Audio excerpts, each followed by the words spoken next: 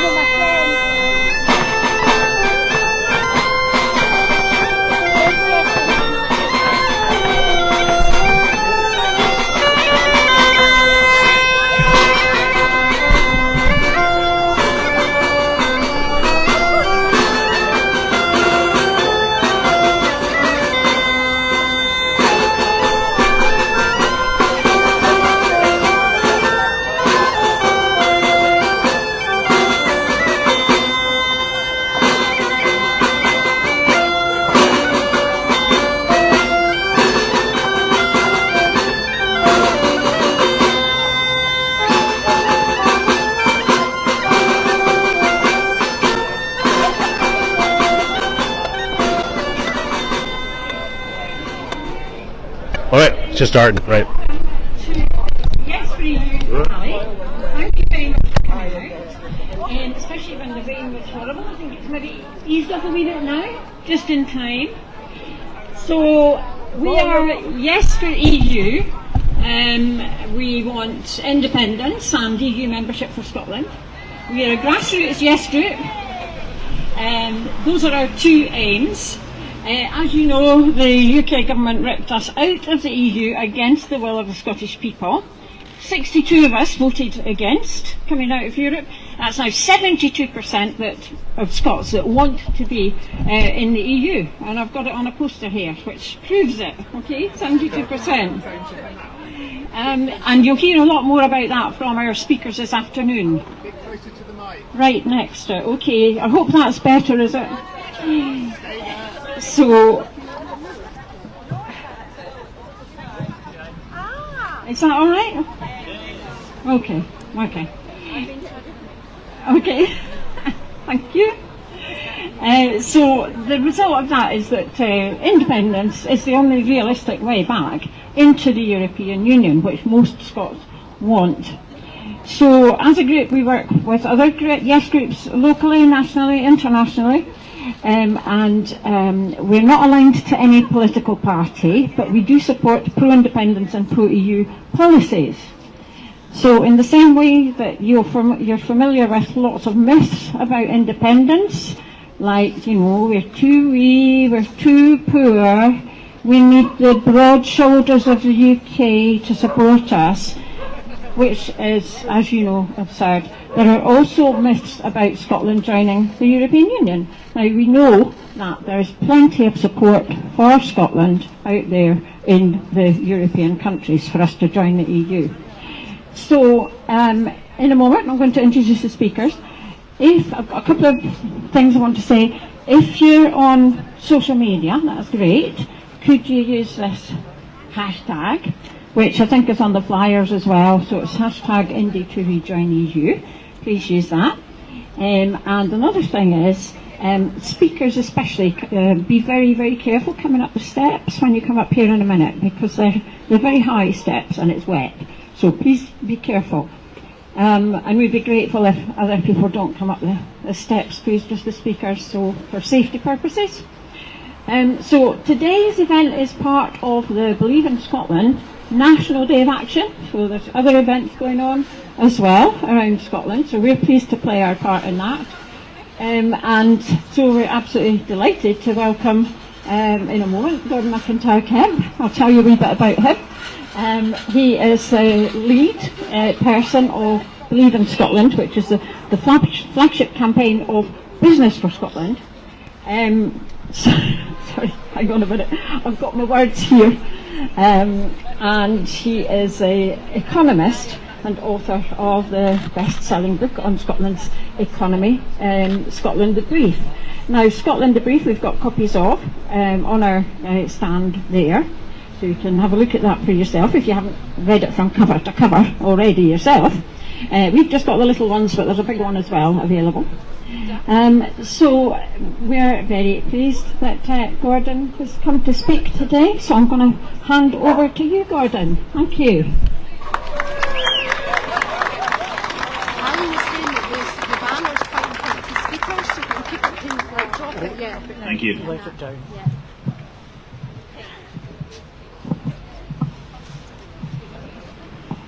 How's that? Does that sound okay for people? Yes. Good stuff. Just testing how close I can stand. There we go, about here. About here.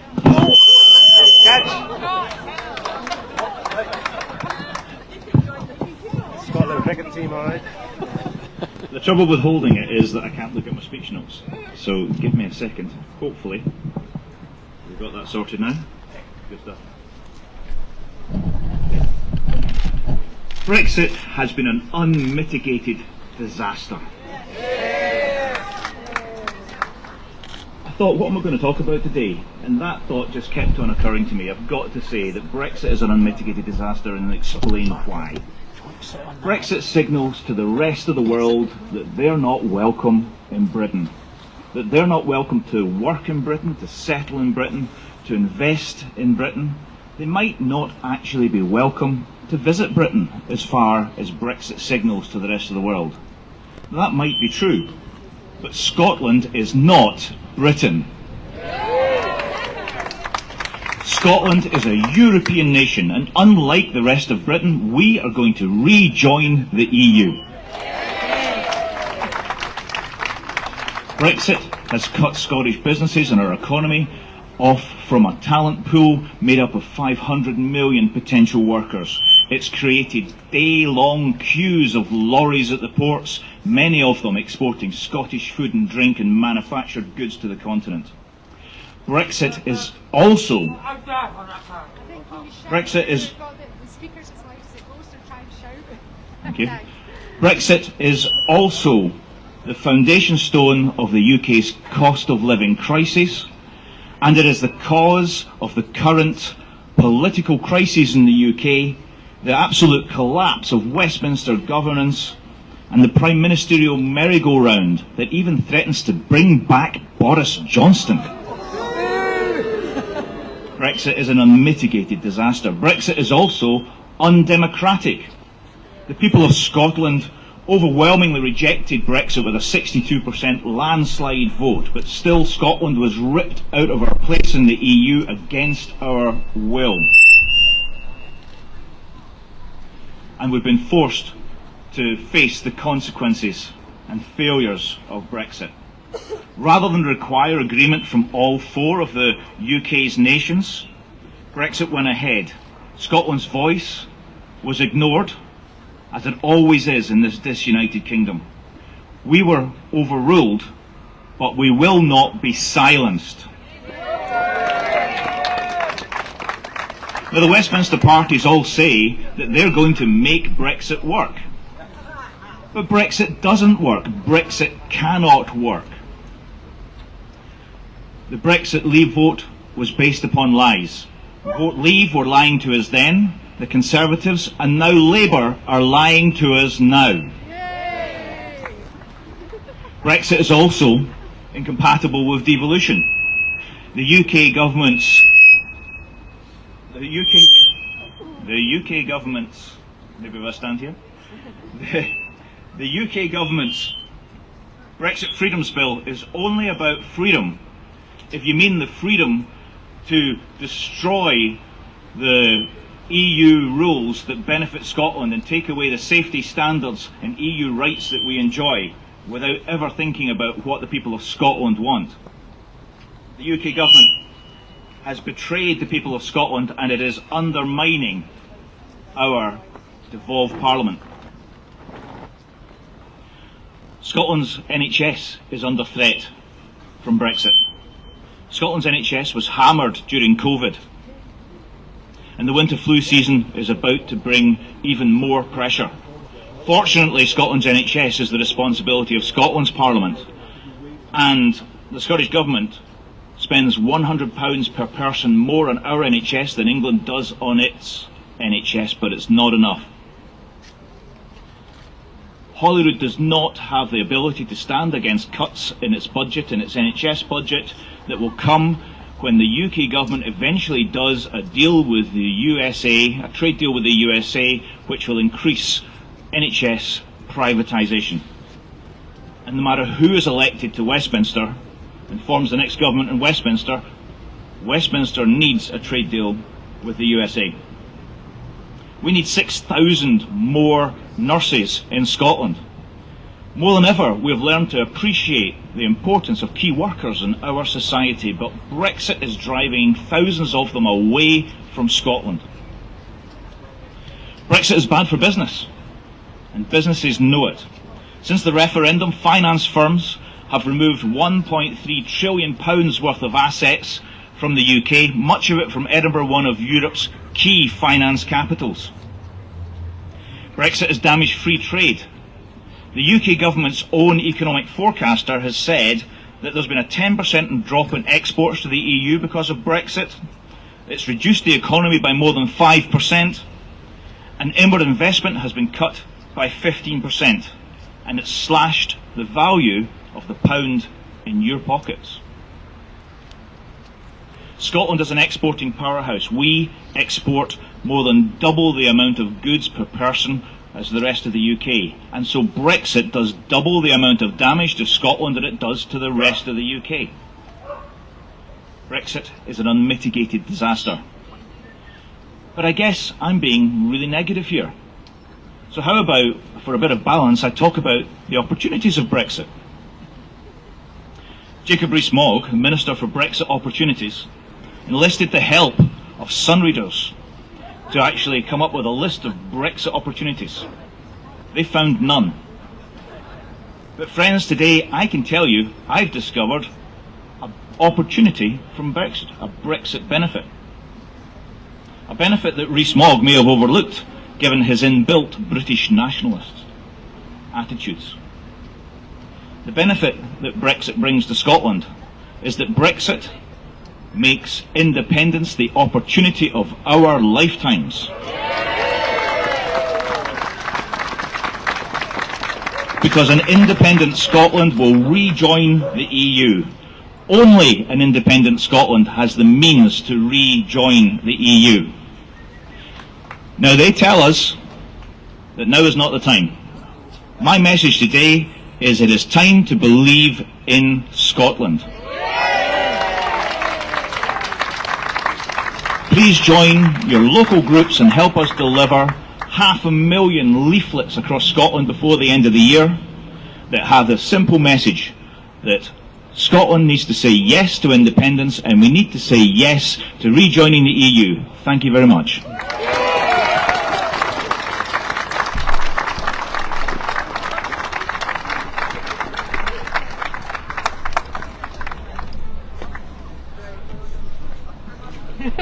He's a bit taller than I am. We're just going to move the speaker.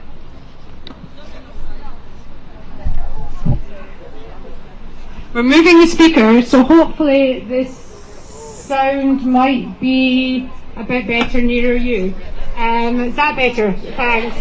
So I'd like to introduce myself. I'm Leslie from YesForEU. And next up we have João Kay. Joe comes from Portugal and has lived in Scotland since 1979. She came as a student and met her future husband and stayed. She's a modern language teacher and now retired. She recalls the rude awakening of the Brexit result and since then has been active in drawing attention to the plight of EU citizens living in the UK and Scotland. She campaigns in support of Scottish independence and EU membership and believes passionately that independent Scotland will be a force for good, not only towards other countries in the UK, but also towards the rest of Europe. So I'd like to welcome Jill and give a big hand. Thank you.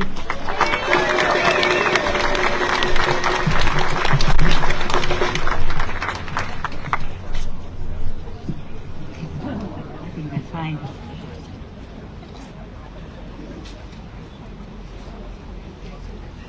Yeah. Ladies and gentlemen, it's an honor to be here addressing you on this important day for all those who love Scotland and Europe. A few years ago, when I was asked for the first time to contribute to a gathering like this, I was hesitant. However, as I was trying to decide, I had an image in my head of Boris Johnson representing Scotland in international diplomacy, alongside a disturbing image of EU nationals who'd come here on a reciprocal agreement, feeling let down and scared for the future. I decided there and then that if I could do anything to help Scotland distance itself from the Johnsons, the Trusses, the Hunts, the Farages of Brexit Britain, then I wanted to stand up and be counted.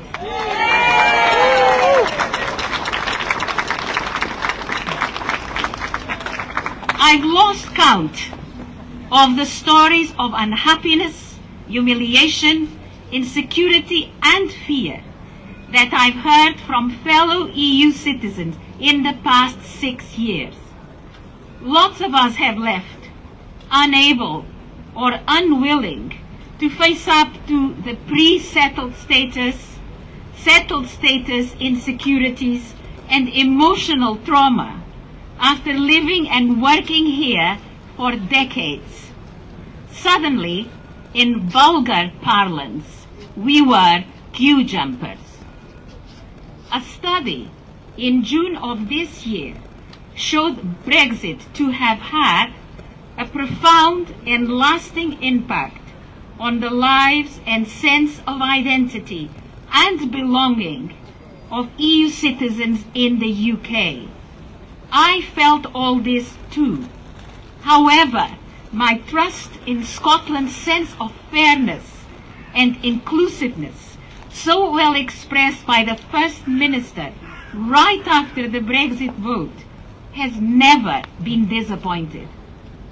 I arrived in Scotland 44 years ago to study briefly at Edinburgh University. It was during the taxi ride from the airport to the halls of residence that I first began to understand that I was in a very special place.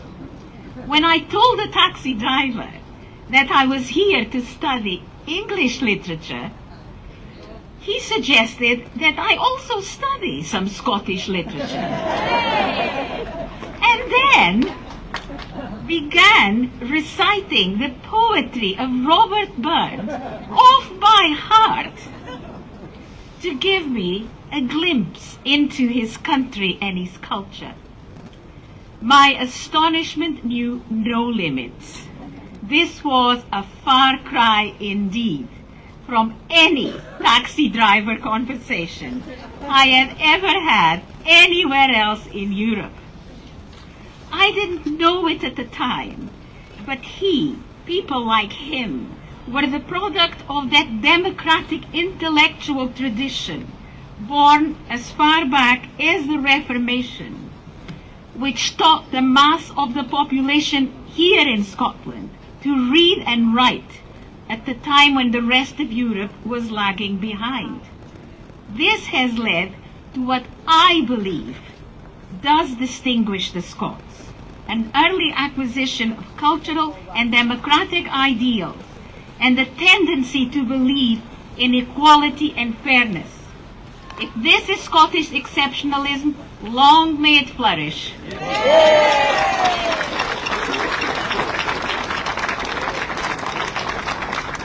It's a force for good, which should be harnessed and given full political power, so it can continue to enable Scotland to make a valuable contribution to all the peoples of the world. The Scots have long been a migrant nation whose people looked for a better life in other shores. For instance, in my own country, Portugal, the Scots have had an undoubted input into the creation of that most famous of Portuguese wines, port. With Coburn, Graham, and George Sandeman from Perth involved in the experiments of adding just the right amount of brandy to the Douro wine to create the great fortified wine we know today. The Scots have been settling in Portugal for 9 centuries, and I'm pleased to be part of this exchange.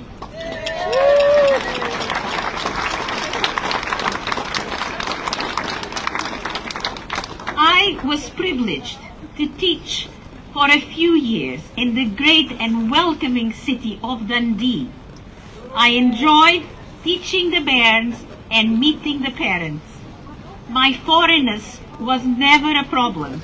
On the contrary, it worked to my advantage, which was very pleasant. It's given me great pleasure to live here with my Scottish husband and children. Never once did I feel unwanted, and I feel proud that I made a small contribution to the community of Scotland.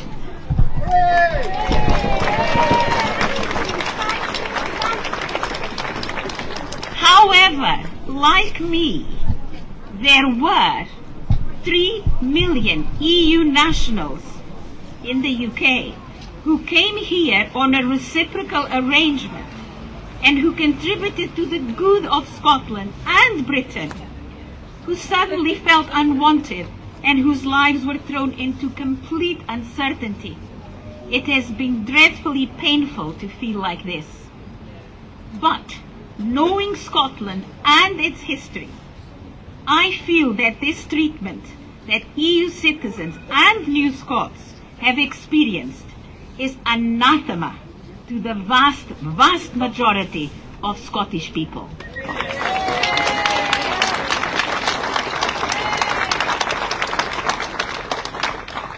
I hope Scotland, through its collective conscience, will continue to distance itself from such distasteful aspects of Brexit. The result I want to achieve is independence and the creation of a new state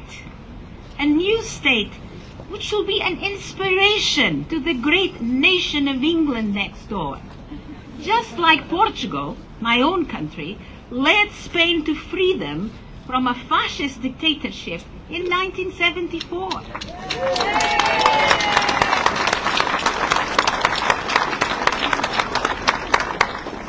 Then it was the smaller nation, Portugal, that had the courage to change its destiny with a peaceful democratic process and so lead our brothers and sisters in Spain to democracy and political freedom.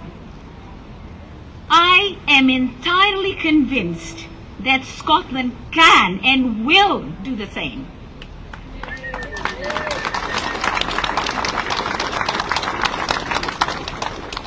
The choice before Scotland, it's not just between independence on one side or being politically and financially dominated by a bigger neighbor on the other side, with the type of catastrophic consequences we are seeing now. It's fundamentally about the type of society we want to be.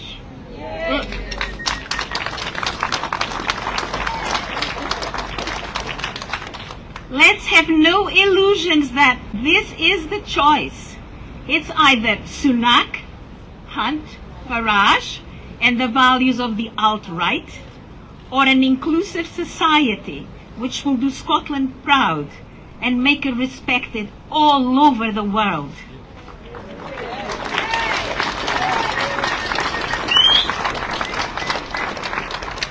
The Labour Party and the Liberal Democrats are an irrelevance to our cause today.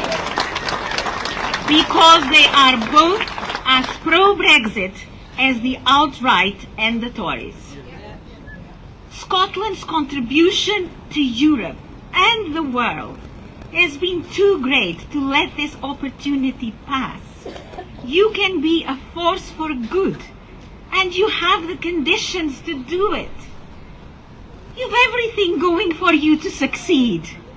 Let no one tell you otherwise. Lots of other countries have achieved self-determination with a third of our resources. Furthermore, we can vote for independence with the moral authority of a people, rejecting the narrow values of the extreme right.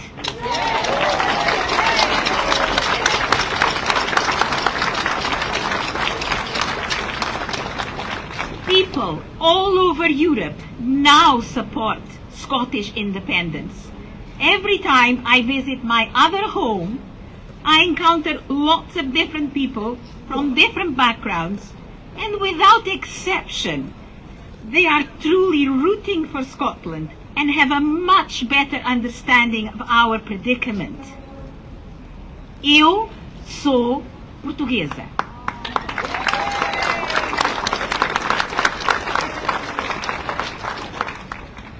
I am Portuguese, and I would like to leave you with a quotation from one of our greatest poets, Fernando Pessoa. Tudo vale a pena quando a alma não é pequena. Everything is worth it if your soul is big enough.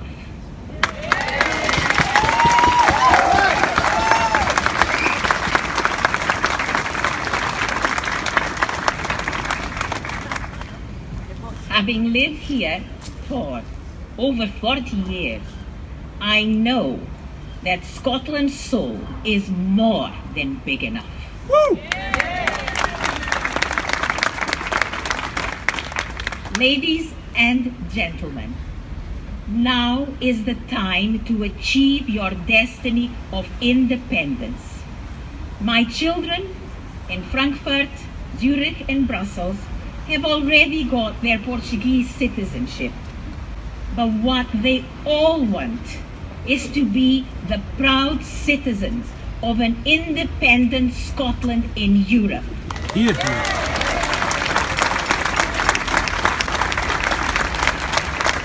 I hope that comes true for them. Thank you.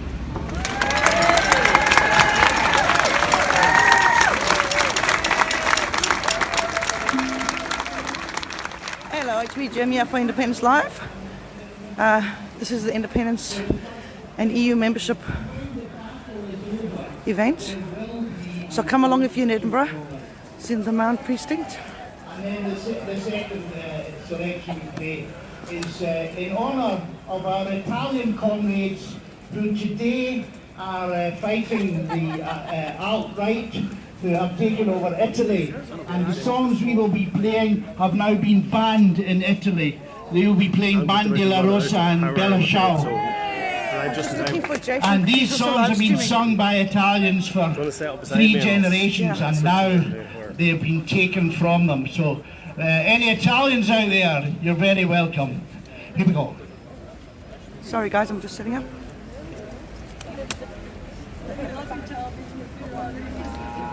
Have you got a power bank, Jake? Because I can give you one. I let it go too low. It's not charging. Sorry, people. That's okay, don't worry about us. You can go in beside me here, Jen. And Well, there's another lady there.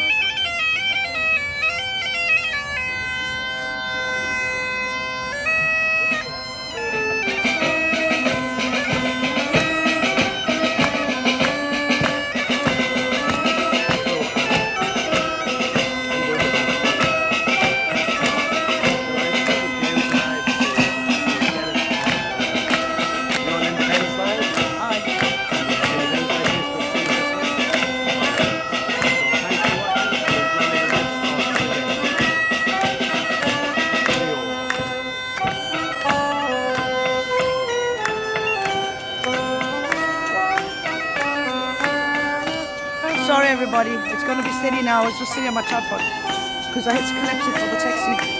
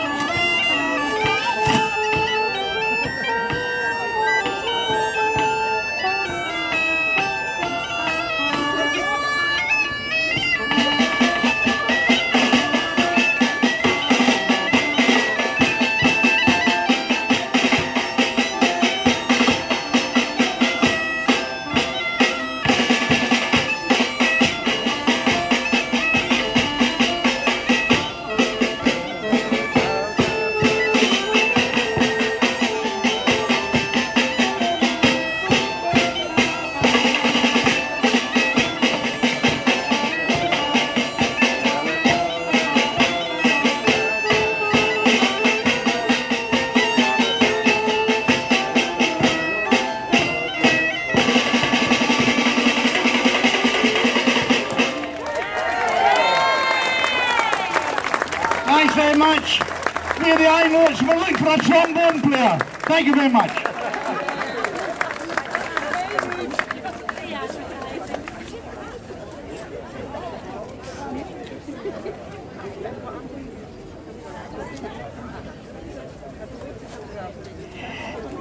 Thank you very much, iNotes. That was really, really good.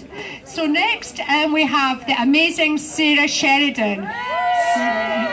So Sara is a well-known Scottish author and independence activist.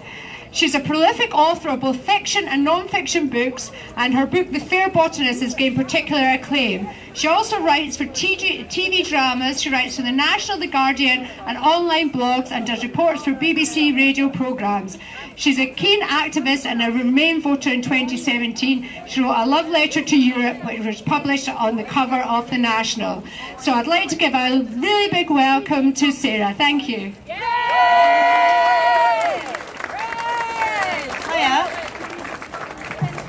I think I'm the smallest. Okay. I'm thinking we're probably Europe's soggiest capital today. Thank you so much for coming out. It's such an important cause. As you said, on Valentine's Day 2017, I wrote a love letter to Europe, which was published on the front page of the national newspaper. And I'm still in love with Europe. Yay! I believe in choice. I believe in consent. And we have been taken out of the European Union without our consent. And there is a price for that. An economic price, not only for businesses, but for every single household in our country. And there's a human price. I have many friends who came to Scotland, fell in love here, studied, got jobs, contributed to the life of our country, and they are now in a less secure legal position, a less happy one. They chose Scotland by inclination. But for those of us who were born here, Westminster's assault on human rights we enjoyed, the freedom of movement, the opportunities for our kids, makes me just as angry. I'm so angry.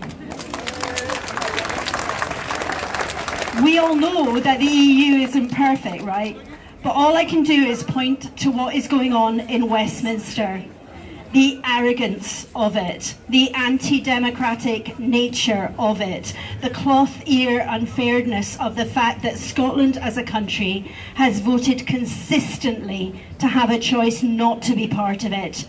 And again, we've been ignored.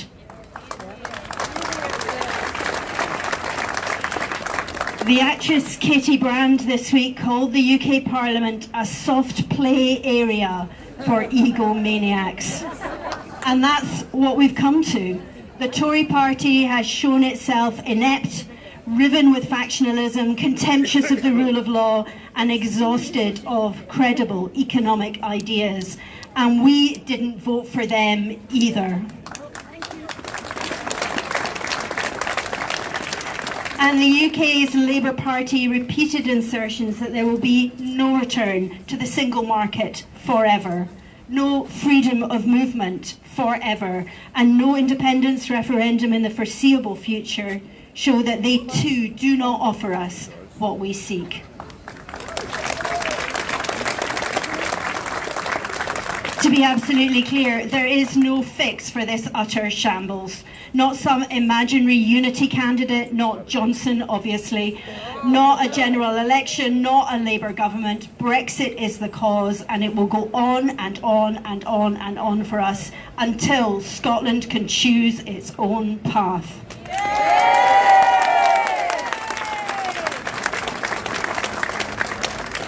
I'm a trauma survivor. Many, many women are. I fear not being able to escape, always. But I'm going to fight tooth and claw to make the case that we have to get out of this. I'm sick of hearing that someone once said that our choice was once in a generation. Democracy is not a once in a generation event. And I'm sick too of being told that promise has to be kept when every single commitment made by the Better Together campaign has been broken over and over.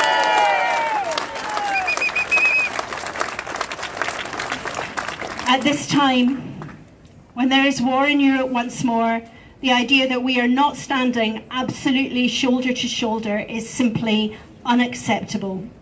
We in Scotland did not seek this parting of the ways. We in Scotland seek to return to a shared vision, a different, better union. There is much that joins us. So many people here who I know don't see boundaries, but see bridges. In my love letter 5 years ago, I said, Europe, we have explored you for centuries, sent our people and welcomed yours. We have wrapped our tongues round your words, my love, and made new words together. Built ships, flown planes, raced cars. We sent you our whiskey in exchange for your wine. We've learnt from and we've taught each other. We've listened and we've spoken. We've been inspired by your brilliance and touched by your elegance. I still feel that. Love, is not only a noun, it's a verb, and we must act. So please, be brave, be bold, and believe in better days. I'm a writer, I'm a creative, and I know that if we dream differently, we can make change. We are loitering on the threshold here and now, and we have to raise our voices and say that we choose to belong. There was a time half a century ago when Paris was a different city and Berlin built a wall. Europe has changed, the world has changed, but we are still Europeans.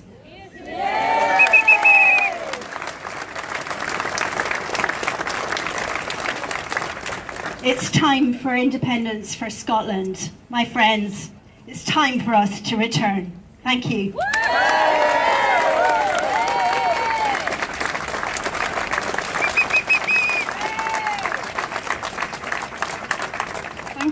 Thank you very much, Sarah. That was just absolutely lovely.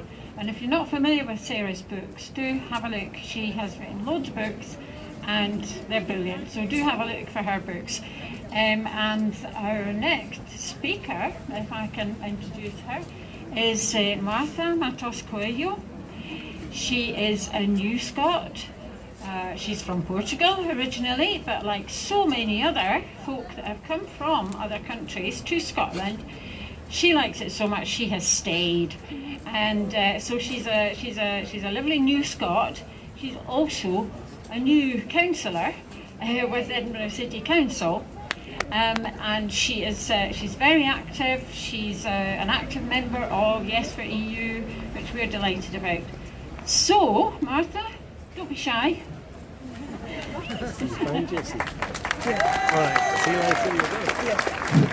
I think it's okay. Thank you. Yeah, Morag was joking. I'm not shy. Right, far from it. So, I'll make this short and sweet, but I have to ask you a favor, and that's why I'm here today. I usually introduce myself as a very proud New Scot, and I'm here today, as Morag said, as a YesForEU activist, and not as an SNP member. I'm here as a New Scot, and not as a councillor. You have already heard and will hear from some very passionate people that have made so much impact in the Yes campaign. Maybe João, that like me, is from that little tiny country that most Brits only seem to need to know the south slice called the Algarve. Alyn that we'll be hearing soon, and whose passionate speech in Brussels to keep the light on for us. We need you back in Brussels as soon as we can. From Gordon Mackintyre-Kemp, who through the Living Scotter has brought so much light to what we deserve.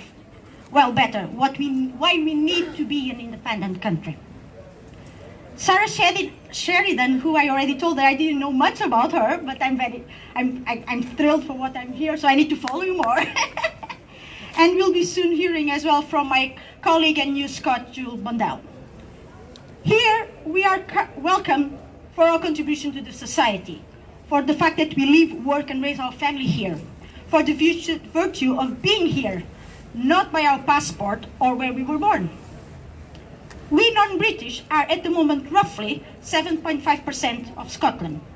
This is according to stats, 7.5% of Scotland's population. This is according to stats from 2021. This means roughly 409,000 people, from which 231,000 are EU nationals and 63,000 live here in Edinburgh, my home. However, when we're out in stalls with YesForEU, I do tend to try to approach New Scots, and they're very surprised. Some don't feel they should vote here. And I ask, do you live here? Do you work here? Do you raise your family here? They say, yes, it's your country then. Some others say they are not citizens, meaning they're not British. Well, I do explain to them and think they can't vote. I explain to them, refer them to the April's bill that made everyone that lives in Scotland over 16 and legally living here can vote, because we have a voice. Most read the news on the BBC and other similar channels and don't understand there's a difference from us and down south. I have organized several events and hosted several online events regarding this, making foreign nationals and New Scots aware that they can vote. However, I believe the message is going to be stronger at the doorstep. And this is why I need to ask you a very, very big favor. When you're out campaigning, reach out to New Scots. When you're out in stalls, reach out to New Scots. Make them aware that they matter. They do, and sometimes they do, and sometimes don't know that. So the message that's passing from Westminster, who unfortunately has been showing otherwise.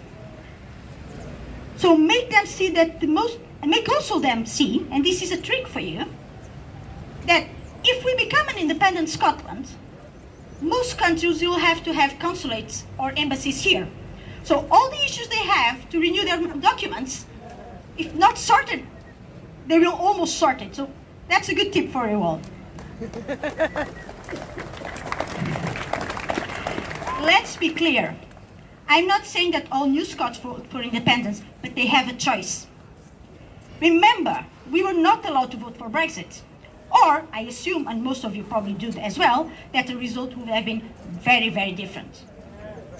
What am I saying is that the ones that will vote, hopefully, in roughly a year from now, will make the difference. And maybe, hopefully, be the ones that will give Scotland everyone living here, the future we so desperately need and the outcome we so much deserve. Thank you.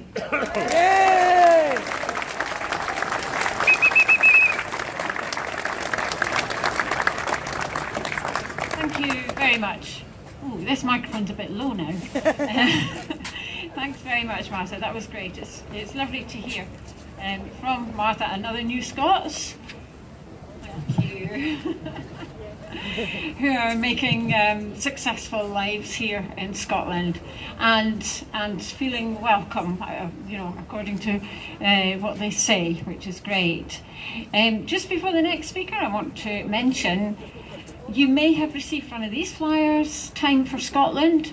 So this is about the rally at Holyrood, which will happen on the day of the verdict from the Supreme Court.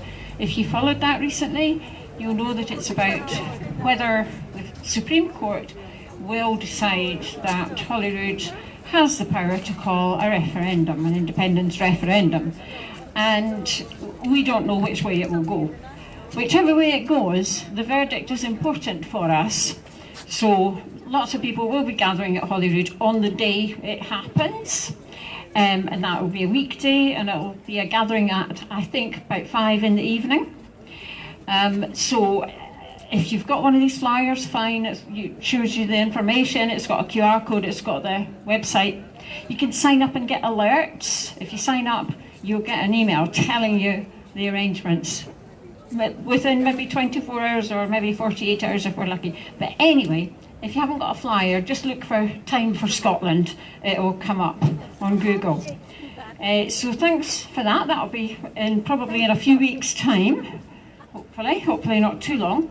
Right, so our next speaker is Jule Bandel, Councillor Jule Bandel, who is another New Scot, and she is from Germany originally.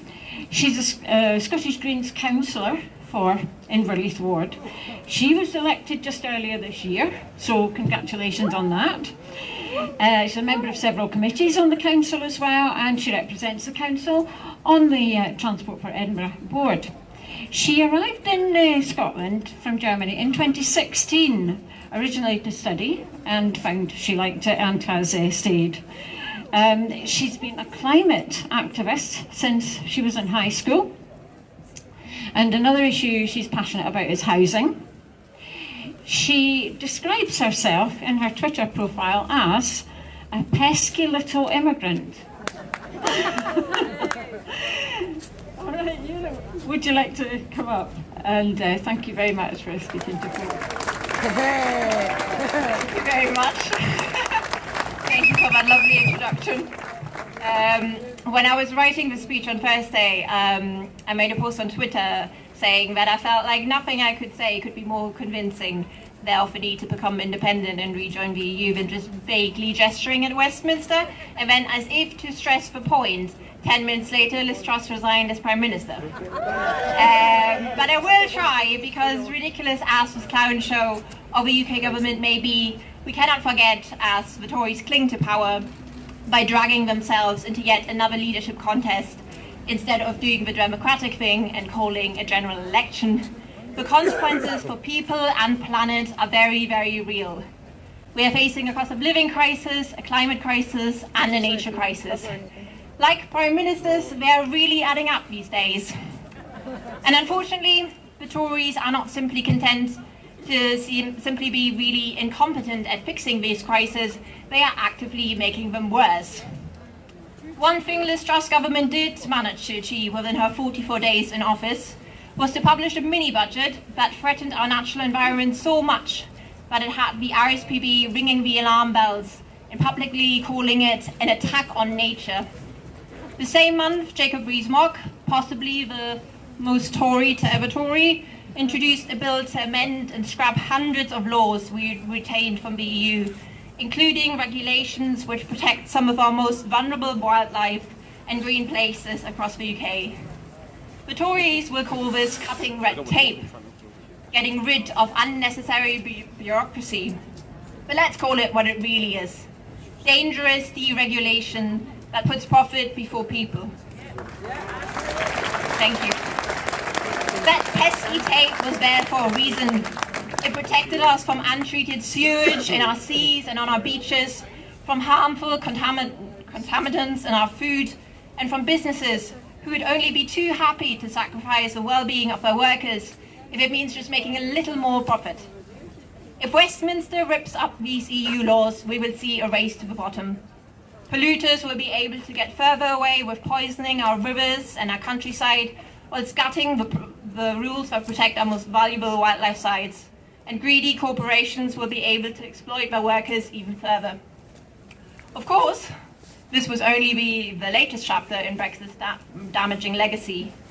We don't talk about it much anymore, but we feel the impact of that vote when we try to do our shopping and are met with empty shelves where vegetables should be. When I was an undergraduate here at the University of Edinburgh, I had a big, vibrant group of European friends from loads of different countries, and it makes me really sad to know that students currently studying here don't have that same opportunity for cultural exchange anymore. Some impacts of Brexit are less obvious.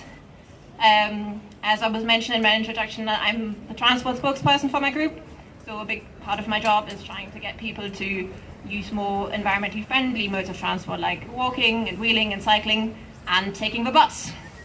But recently I've been getting a lot of emails from people whose bus services have been axed, one of them the Lothian 42 service in my own ward.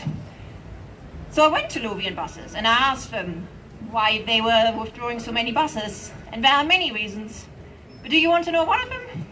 Shortage of drivers, because so many of their EU staff left after Brexit. Scotland didn't vote for this.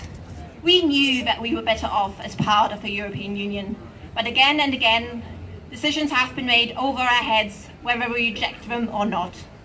I don't know if other EU nationals have made the same experience, but in my experience, when I go back to Germany, Germans are very interested in Scottish independence. It's always one of the first questions that I get asked when they found out that I live in Scotland. Oh, what's your opinion on independence then? And they tend to be really confused when I tell them that I'm in favour, and so is my entire party. Why do the Greens support Scottish independence? Isn't that all about nationalism? Germans don't like nationalism very much, which is understandable, but okay.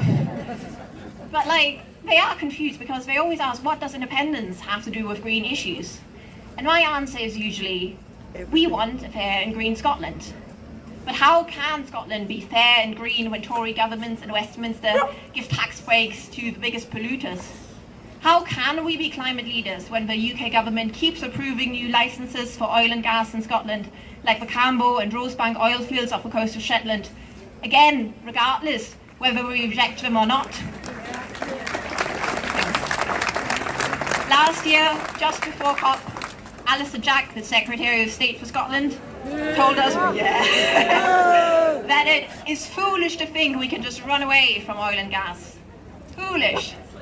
What is foolish is extracting more oil and gas while brutal heat waves sweep the UK, while flooding took over 1,000 lives in Pakistan, destroyed whole villages in Germany, and already threatens my own constituents just down the road in Stockbridge.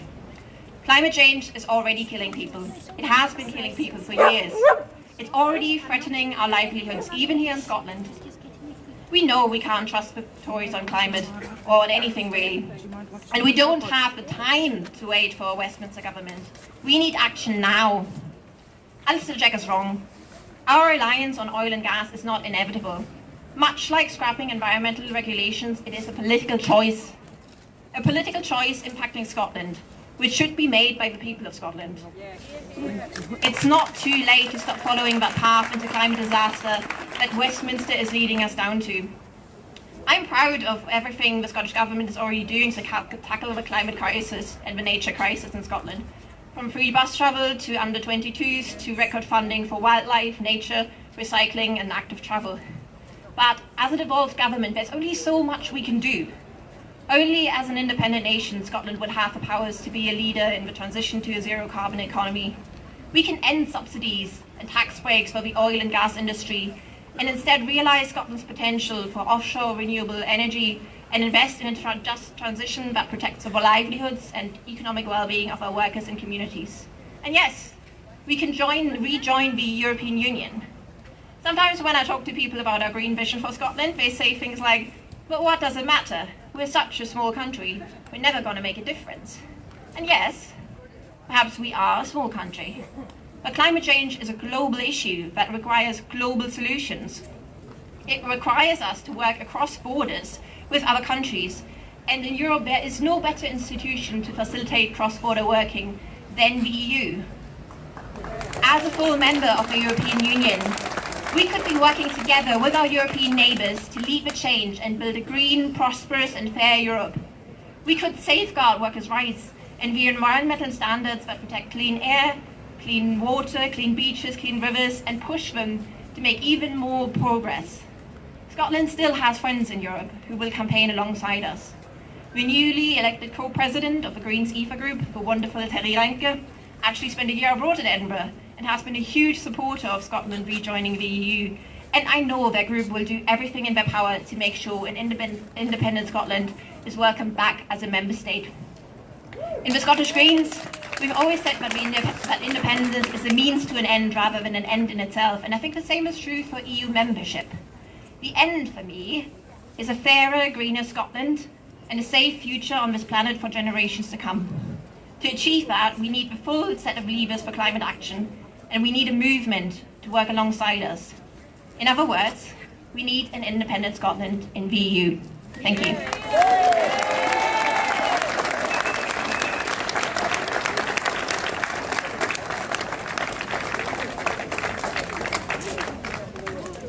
Thank you, Jule.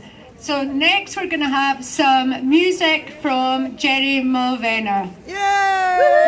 Yay! Woo, Gerry!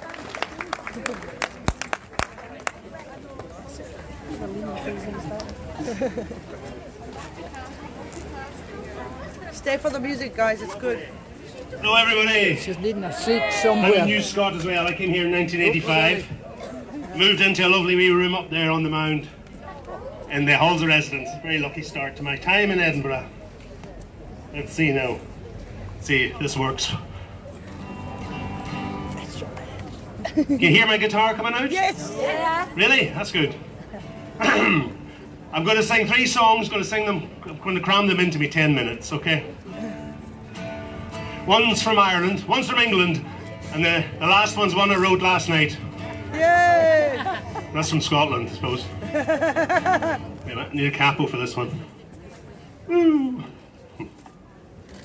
This is called Dignity and Backbone, which is what we need as a sovereign people. Yay!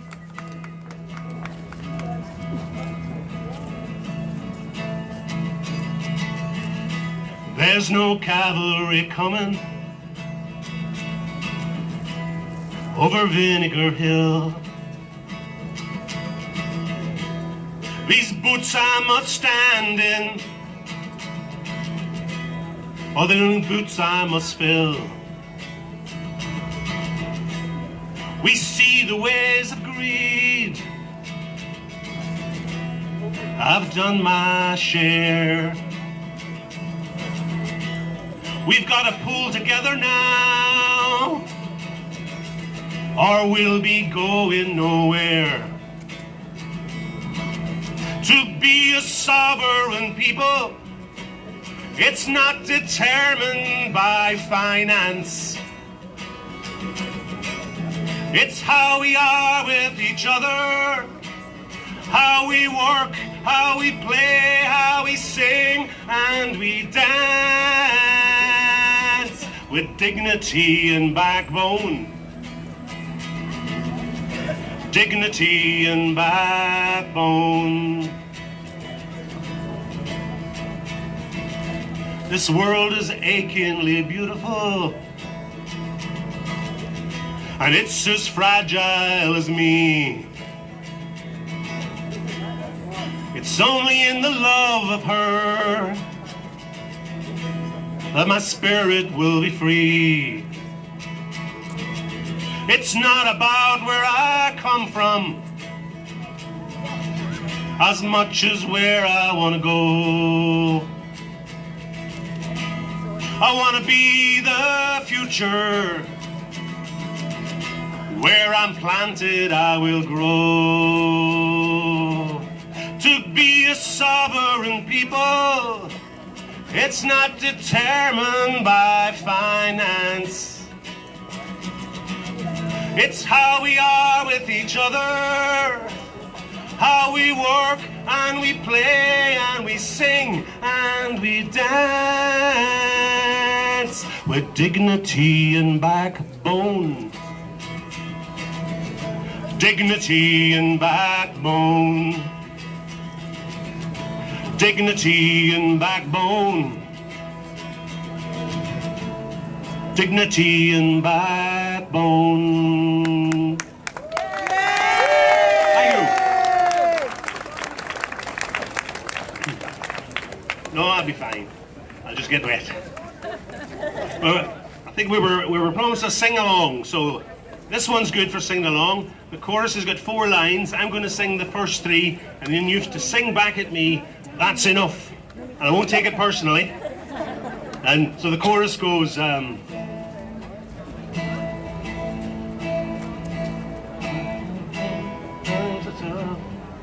enough, Brian. Times are tough, times are tough. That's enough, that's enough. That's it. Times are tough, times are tough. That's enough, that's enough. That's it. Lovely. They keep throwing fairy dust into our eyes. They keep throwing fairy dust into our eyes. They keep throwing fairy dust into our eyes. Times are tough, times are tough. That's enough. That's enough. Times are tough, times are tough. That's enough. That's enough. Lovely. They keep spinning those old alibis. They still keep spinning those old alibis. They still keep spinning those old alibis. Times are tough, times are tough. That's enough. That's enough. Times are tough, times are tough. That's enough. That's enough. I can't get a job. I can't pay the rent.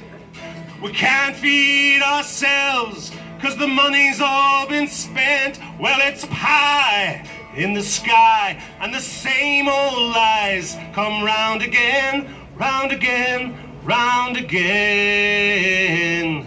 But we still keep falling for the same old lies. We still keep falling for the same old lies. We still keep falling for the same old lies. Times are tough, times are tough. That's enough. That's enough. Times are tough, times are tough. That's enough. That's enough. but we better not make a scene. Oh, let's not make a fuss, 'cause there's one of you and 99 of us. With a little sleight of hand, you change the law of the land. We're screwed again, screwed again, screwed again. They keep throwing fairy dust into our eyes. They keep throwing fairy dust into our eyes. They keep throwing fairy dust into our eyes. Times are tough, times are tough. That's enough. That's enough. Times are tough. Times are tough. That's enough. That's enough. Times are tough. Times are tough. That's enough. That's enough. Brilliant. Well done, everybody.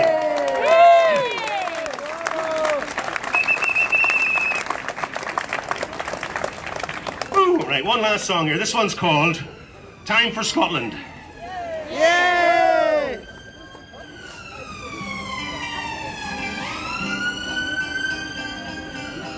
That's the ambulance coming for the UK.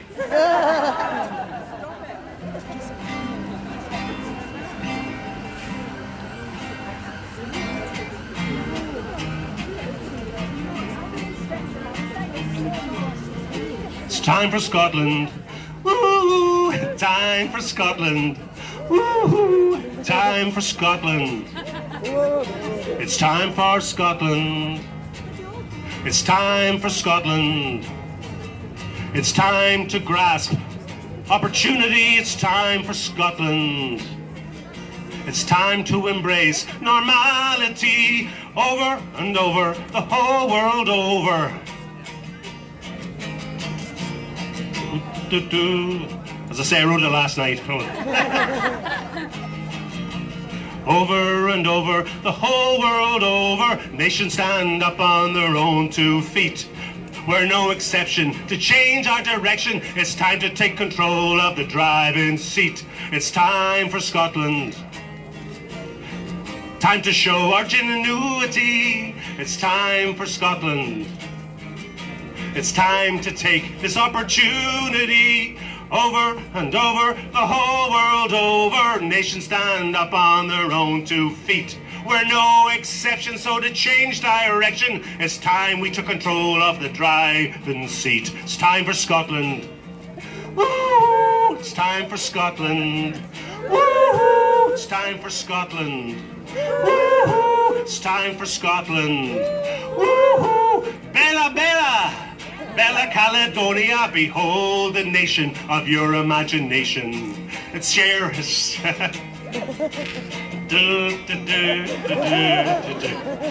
It's time for Scotland. Woo-hoo! It's time for Scotland. Woo-hoo! It's time for Scotland.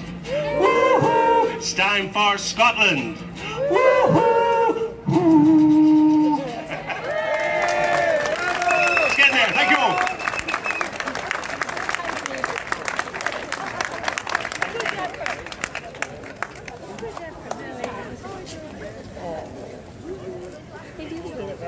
What a guy.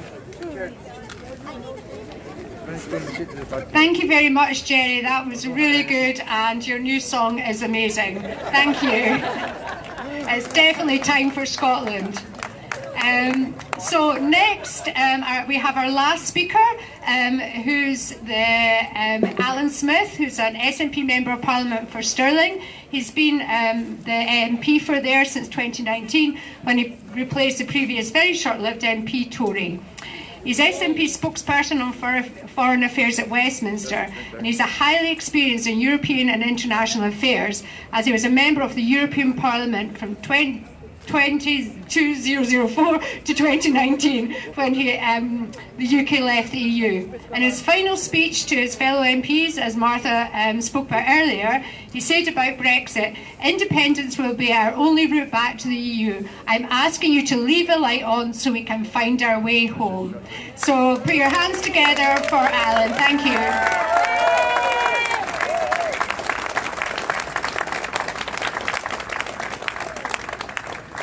Thanks very much. Folks, thank you to YesForEU for the invitation. Thank you to all of you for coming out today. I couldn't not be here. the most dangerous place in Scotland is, after all, between me and a European flag. I don't want to be close to any of them. And after a week at Westminster, I have to say thank you for some positivity in my day. I really needed it. Because anyone who thinks that the UK is doing well right now really isn't paying attention. And I say that with no malice and some sadness. I don't wish the UK a bad time. I don't wish the UK harm. But I do want to see Scotland independent back in the European Union.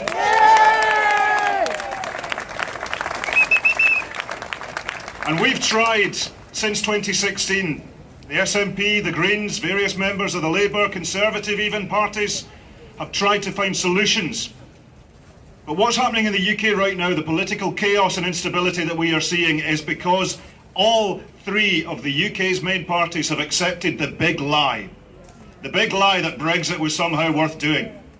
The big lie that Brexit had benefits. And you've got otherwise intelligent people, having accepted that big lie, are vulnerable to all the others. And we've just seen the departure of our latest Prime Minister. And I tell you, as they're looking for the next one, if the answer to the question is Boris Johnson, we're asking the wrong question.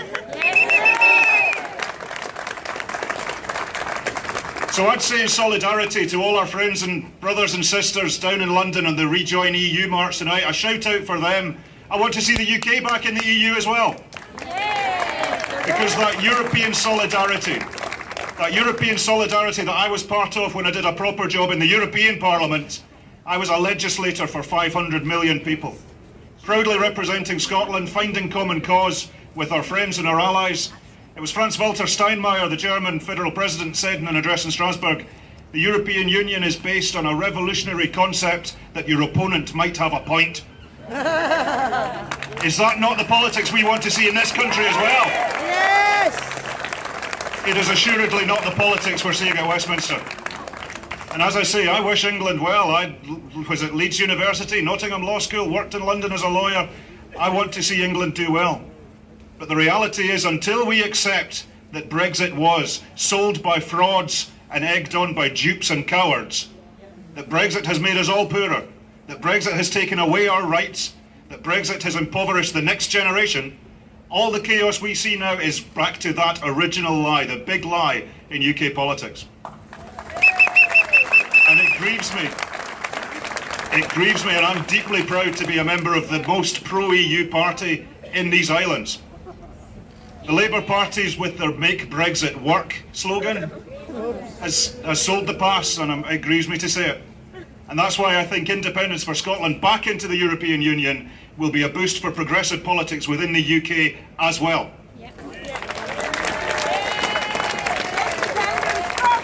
Because for me, independence is not about the flags, much as I love the flags. It's not about the old songs or the anthems or the old battles or the old stories or the identity. We've got all that now.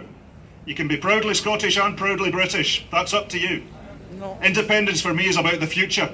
Independence for me is about democratic accountability. Independence for me is about the fact that the people of Scotland should be in charge of our destiny and should be making cause with our friends in the European Union. And when I say the people of Scotland, I am so deeply, deeply proud that our national parliament down the road there in Edinburgh legislated to change voting entitlement in Scotland from nationality to residence. Because our definition of Scottish from the bottom of my soul is if you're here, you're one of us. Where you're from's your story. If you're here, you're part of our community now, and you're part of our community into the future. And let's build that better community together with independence in Europe. Thanks very much. Yeah.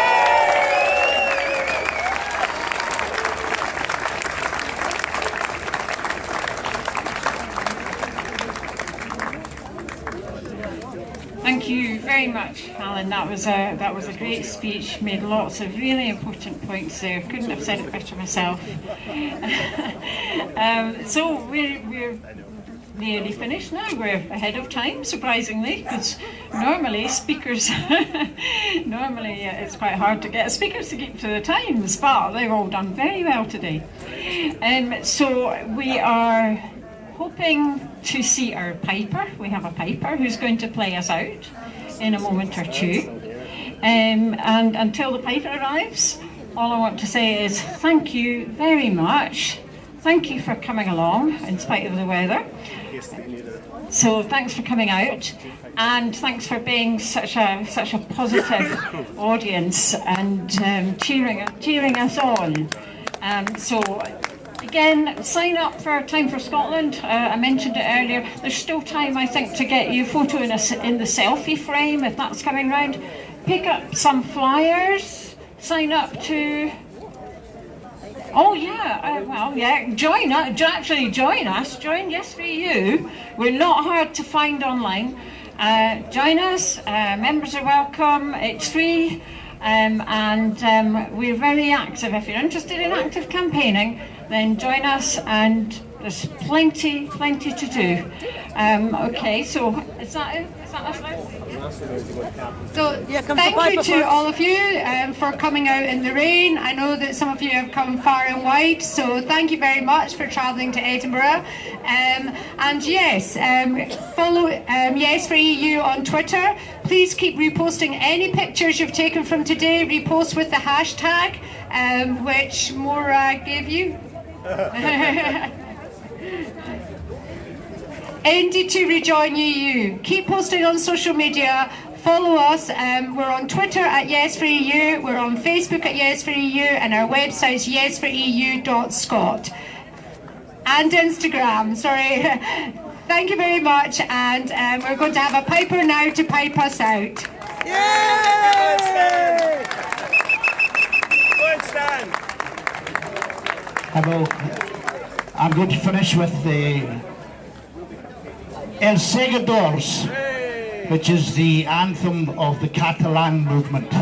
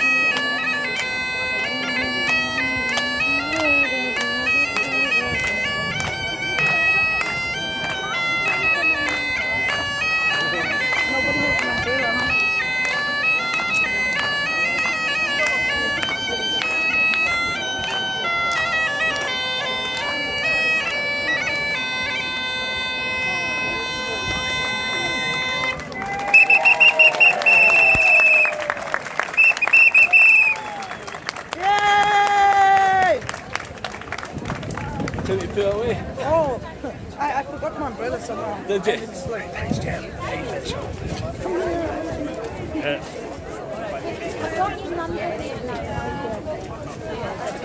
That was brilliant. I love your songs. Bye. Gerry, you guys don't want to go for a pint? We're planning the captain's session 3 to 6. Yeah. Okay. Alex York's doing the session today. Okay, let me just find my person. We'll probably get some grub before we get there. So at some point. I hope there's a chair. Okay, thanks. Okay, everybody, that's the end of it. So thanks for being with us. And I think there were some good speeches there. And despite the rain, there was a lot of people here. So thanks for watching. Bye from Rejoin. Love you guys.